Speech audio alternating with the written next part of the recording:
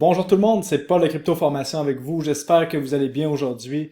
Dans la vidéo, ça va être une courte vidéo aujourd'hui, on va parler de la correction de mi-cycle qui semble sur le point de se terminer, ou peut-être que même elle est déjà terminée. On va parler des altcoins, de ce qui se passe avec le marché, qu'est-ce qui pourrait monter en premier au niveau des crypto-monnaies.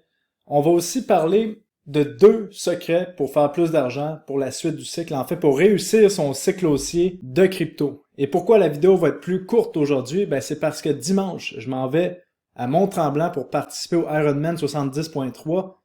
Ça fait longtemps que j'ai pas fait un triathlon, donc ça va être vraiment le fun de ce côté-là. Ça prend un peu plus de temps et là je me suis dit que j'allais quand même vous faire une courte vidéo pour vous parler du marché et vous tenir au courant. À vous, toute la communauté que j'adore. Donc, ceci étant dit, encore une fois, rappelez-vous que je ne suis pas conseiller financier, je ne suis qu'un mec dans son bureau qui parle de crypto-monnaie. Donc, avant de prendre toute décision financière, faites vos propres choix. Donc, allez, commençons. Qu'est-ce qu'on est en train de voir ici? On voit Bitcoin qui est toujours dans son range, qui est en train de digérer la dernière montée qu'on a eue de octobre jusqu'à mars 2024. 6 mois de montée en continu, c'est normal qu'on ait une correction. On est rendu à plus que 100 jours de correction. La dernière fois qu'on a eu ce genre de mouvement, qu'on a eu 100 jours près du sommet historique, c'était, si on va voir ça, en 2017, j'en avais déjà parlé, juste ici. Et après, la suite a été historique. Est-ce qu'on va voir la même chose? Une montée parabolique du prix des crypto-monnaies par la suite? Ben, il y a des bonnes chances que oui, parce que jusqu'à maintenant, les cycles se répètent. Encore une fois, les gens commencent à avoir vraiment peur près du sommet historique. Généralement, c'est une bonne chose parce que lors des sommets historiques précédents qu'on avait ici au mois d'avril 2021, au mois d'octobre-novembre 2021, les gens étaient euphoriques. Et là, maintenant, on est au sommet historique, les gens ont peur. Donc, la peur, ça met du carburant vers le haut. En plus, on a beaucoup de gens qui ont shorté le marché, beaucoup de liquidations en haut des 72 000 $. Donc, éventuellement, quand on va redépasser les 72 000 $, d'après moi, le marché va changer de direction tellement rapidement que les gens qui sont sur les lignes de côté, les gens qui se sont fait sortir du marché par la peur, vont tout simplement être obligés de racheter plus haut. Et c'est comme ça les cryptos. Ça va vite d'un côté et ça peut être déconcertant comment ça peut aller vite de l'autre côté par la suite. Donc là, on a vu Bitcoin consolider dans un range d'à peu près 20%. Les altcoins se sont fait décimer complètement. Et on va parler un peu des altcoins là, pour vraiment voir qu'est-ce qui pourrait arriver avec ça, parce que selon moi, c'est toujours là qu'il va y avoir le plus d'argent à faire, mais on a une différence par rapport aux autres cycles. Au cycle précédent, c'était la alt season, tous les altcoins montaient en même temps, mais là, je pense que pour le cycle actuel, la différence, c'est que ça va être pas tous les altcoins, mais des altcoins spécifiques que je vous ai parlé dans ma vidéo précédente ici, où est-ce que je vous faisais un top 5 de altcoins qui vont monter. Ce sera pas tout le marché dans son ensemble parce qu'on a vraiment beaucoup trop de tokens, beaucoup de copies, de conneries, d'équipes malhonnêtes qui font que lever des fonds en vendant une partie de leurs tokens qui après continuent de domper des tokens sur le marché, sur les investisseurs. Bref, on a eu besoin d'un nettoyage dans le monde des crypto-monnaies, surtout au niveau des altcoins, et je pense qu'on l'a vu. Là, les gens se disent, mais Paul, les altcoins, c'est fini, c'est de la merde.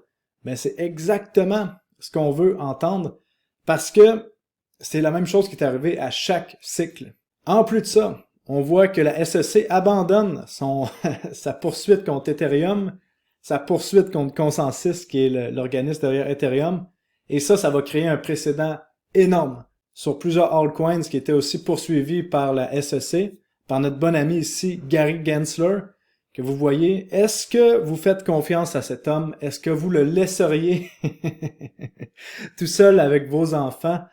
En tout cas, moi, non. Mais cet homme-ci, qui accumule défaite après défaite après défaite sur le marché des cryptos, ben, a décidé d'abandonner sa poursuite contre Ethereum avant de perdre de nouveau. On parle que l'ETF sur Ethereum pourrait arriver aussitôt que le 2 juillet. Ça, c'est les rumeurs qui sont sorties selon certains analystes. Donc, c'est pas encore pressé là, dans le prix d'Ethereum, dans le prix des altcoins. Et quand Ethereum généralement se met à monter, les altcoins explosent. Mais avant que les altcoins explosent, on a toujours besoin d'une purge. Selon moi, la correction de mi-cycle que je vous parle depuis plusieurs vidéos arrive à sa fin. Et vous allez le voir, toute cette action-là se développer selon moi dans les prochaines semaines au courant de l'été. parce qu'on a eu une première pointe d'intérêt, et là on a eu la correction pour vraiment nettoyer tout ce greed, cette euphorie du marché, et enlever les projets de merde vraiment qui étaient là. Donc, et ça, on l'a vu même avec les meme coins, là, vous le savez, les fameux meme coins que tout le monde me disait, Paul, pourquoi tu nous parles pas de meme coins? On a besoin que tu nous parles de meme coins. C'est la seule chose qui monte. Et ça, c'est ça que la plupart de vos influenceurs préférés disaient sur YouTube, alors que la montée des meme coins s'est faite généralement au mois de mars, en même temps que tout le marché. Depuis, vous voyez, la dominance des meme coins est en train de chuter. Pourquoi? Ben parce qu'à chaque fois que tout le monde parle d'un truc sur les médias sociaux et que le trade devient le plus populaire, ben faut faire le contraire, tout simplement, de ce qu'on se fait dire sur les médias. Et oui, selon moi, les meme coins vont revenir en force, possiblement qu'on va avoir une autre jambe haussière qui va durer jusqu'à fin 2024, et à la fin de la jambe haussière, on va voir les meme coins exploser de nouveau. Mais bon, meme coins, pour moi, ça commence à être un signe qu'on arrive près des sommets à chaque fois qu'on les voit monter, parce que l'argent se recycle. Et là, honnêtement, je pense que l'argent, au niveau des cryptos, va aller vraiment plus vers la qualité et moins vers la merde pour cette prochaine jambe haussière. Et là, si vous vous doutez, vous dites, mais là, Paul, on a une correction tellement difficile, tellement profonde sur les altcoins. Regardez ici, Fetch, crypto-monnaie d'intelligence artificielle, que de son sommet jusqu'au bas, on a corrigé de 67%. Et là, vous voyez, en à peine 2 jours, on a remonté de 40%. Mais est-ce qu'on a déjà vu ça avant? C'est la première fois que ça arrive, j'ai jamais vu ça. Est-ce que tu es sûr de ce que tu avances ici? Regardez, on a ici la charte de Fetch. On va la mettre en journalier, là, ça va être plus facile à voir.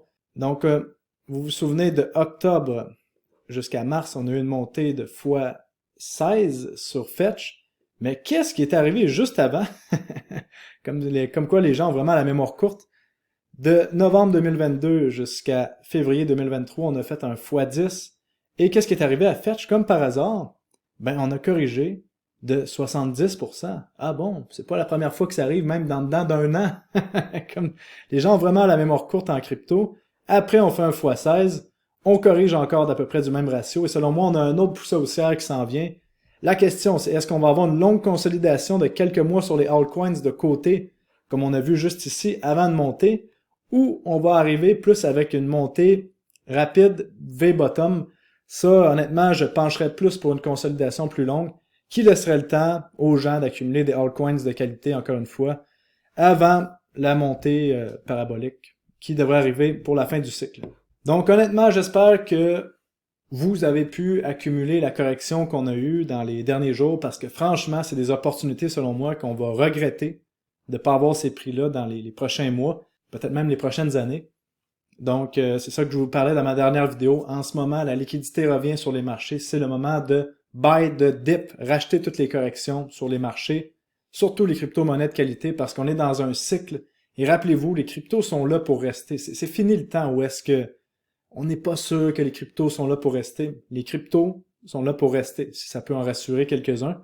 Donc là, pour vous parler de 2 secrets pour réussir son cycle, mais là, vous avez vu, c'est quoi des corrections en crypto-monnaie. Vous avez vu comme un Fetch descendre de 65%, puis toutes les autres crypto-monnaies descendent de 50 à 70% de leur haut local. On se rappelle qu'un haut local, ça dure pas très longtemps. Là. Vous aviez la chance de acheter ou vendre du Fetch pendant 7 jours, non, 4 jours entre 3$ et 3,50$, mais après, disons que le range était plus autour des 2,60$ en réalité, même des 2$.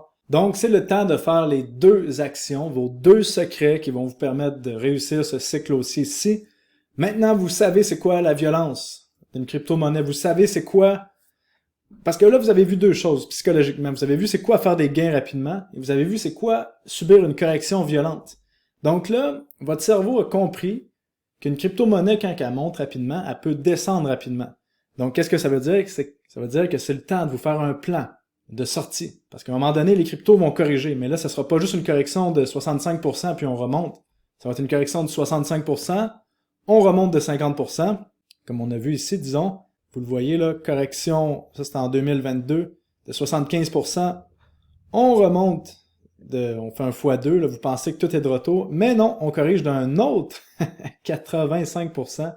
Qu'est-ce qui fait une correction overall de moins 95%? Donc vous divisez votre capital par 20. Donc la question, c'est, pas la question, mais plutôt, je pense que ce qu'il faut faire, c'est se faire un plan de sortie. Là, vous savez que potentiellement, il nous reste un x5, un x10, peut-être un x20 sur certaines crypto-monnaies, si les cycles suivent les précédents. Donc là, qu'est-ce que ça veut dire?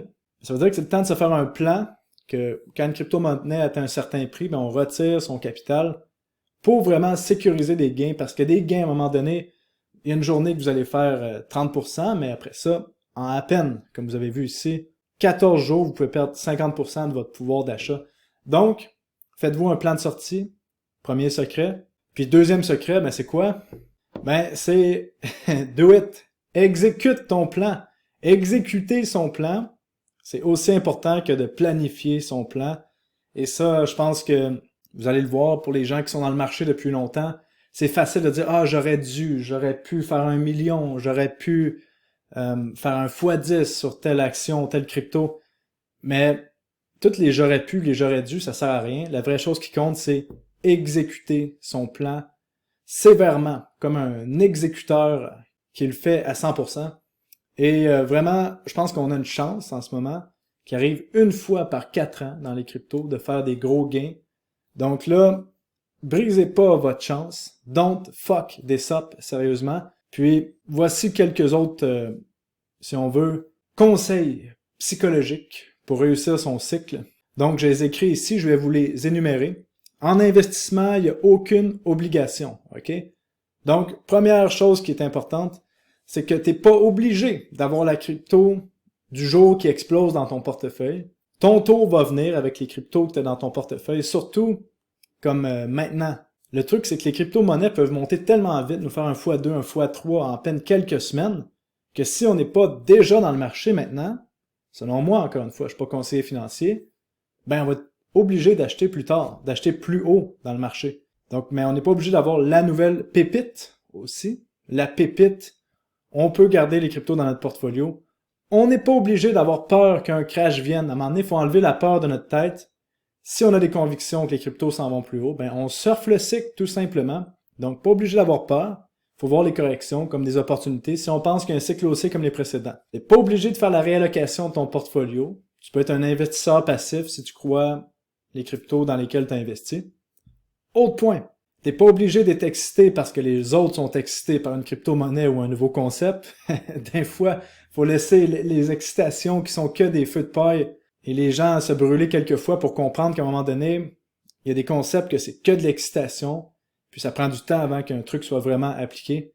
Et il faut se rappeler que toujours les gens surestiment sur le court terme le potentiel d'un investissement ou d'un concept, mais sous-estiment sur le long terme le potentiel. Donc, tu n'es pas obligé d'acheter le bas absolu et de vendre le haut absolu pour faire de l'argent. Tu n'es pas obligé aussi d'utiliser les leviers, surtout pas utiliser les leviers en fait, c'est ça que je dirais. Pas obligé de courir après tous les airdrops, pas obligé de regarder son portefeuille à toutes les 5 minutes. On peut rester relax. Pas obligé d'être dans un culte. Quand vous aimez une crypto-monnaie, de devenir religieux à propos de la crypto-monnaie, t'es pas obligé de faire ça. Tu peux acheter une crypto-monnaie puis pas tomber en amour avec, juste être relax puis détenir un investissement comme si c'était un autre investissement. Je comprends pas la mentalité de culte, de religieux qu'il y a dans les cryptos. Des fois, ça me dépasse, mais bon, les gens aiment ça, être religieux, on dirait. Donc, en investissement, t'es obligé de rien. Fais ta propre stratégie qui te rend à l'aise. C'est ça que j'aurais à dire.